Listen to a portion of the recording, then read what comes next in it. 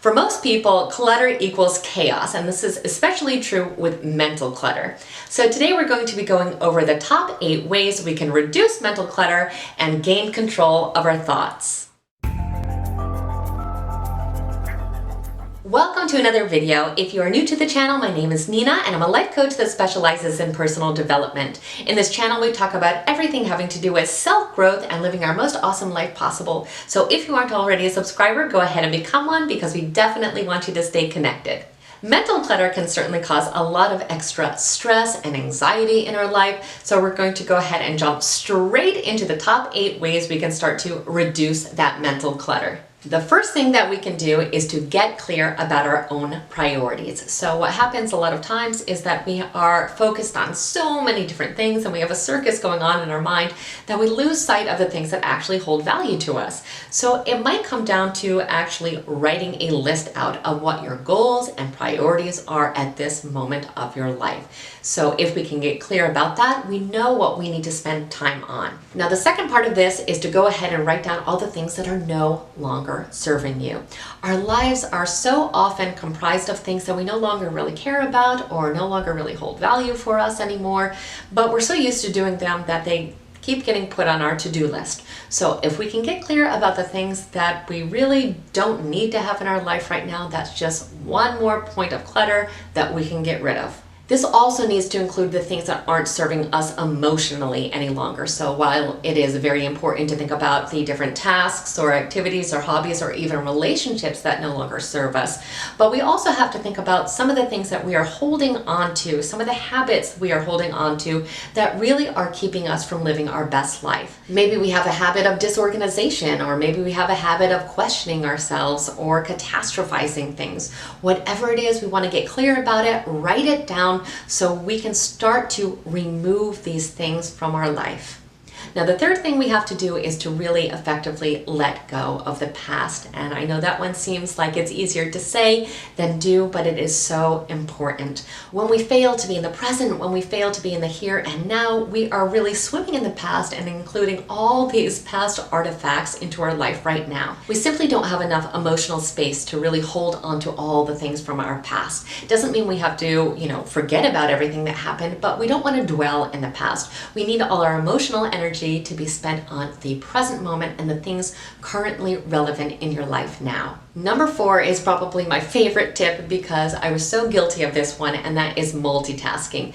Multitasking is not efficient whatsoever. There's no way to really split our brain. So when we're multitasking, we're just jumping from one task back and forth at a very rapid speed, and we are lessening our productivity. This is also a principle we need to really understand and embrace in our real life as well. So even when we're not doing tasks, if we're, for example, trying to talk to someone while we are scrolling through our Facebook feed, we are again not giving anything our full attention. So when we do that, we really lose sight of what is important. We don't experience anything in our life. We're kind of halfway experiencing things. So be in the present moment, give it your full attention, and stop multitasking. Number 5 is taking breaks. In the 21st century, our lives are completely overwhelming. We have so many different facets of our lives that we are constantly juggling that it would be impossible not to stop every once in a while, breathe, take a step back, and certainly take the breaks that we need. This is very important for mental health and certainly for self-care. So we need to make sure that we're using great self-awareness so we can tell when we start to really need those breaks. And when you see the signs of burnout or the signs that you really need to take the breaks, it is so important that we do so. Number 6 is something that I resisted for so long but completely changed my life when I finally made this change, and that is to clean your space. We need to have a nice clean space if we want to have nice, clean, organized thoughts. When we are in the midst of chaos, it is impossible to think that we could have any kind of mental clarity. So it's a proven fact that outer order leads to inner calm. So that is a concept that we absolutely must embrace if we want to reduce that mental clutter. Number 7 is something that could change the lives of so many people, and that is to simply cut down on social media. When we are constantly barraged by thousands of images and posts and emotions and people all the time, of course we are mentally cluttered. That is way too much information to be taking in. And it's also information that for the most part isn't that valuable to us. It is, enjoyable sometimes for some people, but the amount of time that we are engaging in it is so much more than necessary in so many cases. So knowing that it is contributing to the amount of chaos that we feel, we need to just be careful about the amount of time that we are actually spending on that social media. So if it's an important part of your life, keep it, but just be responsible with it. And number 8 is something that we should be doing every single day, and that is meditation.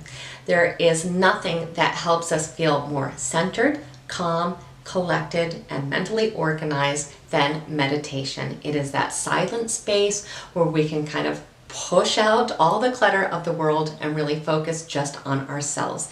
In that peaceful moment, we can gain mental clarity. We can also gain a lot of self-awareness. Meditation for me is something that I think is an important part of every single day. But even if you can't do it every single day, even just a couple times a week, just having that time and space dedicated to meditation is going to really help you feel a lot more mentally organized. So there you have it, 8 different things that you can do to reduce that mental clutter and start to really gain control of your thoughts again.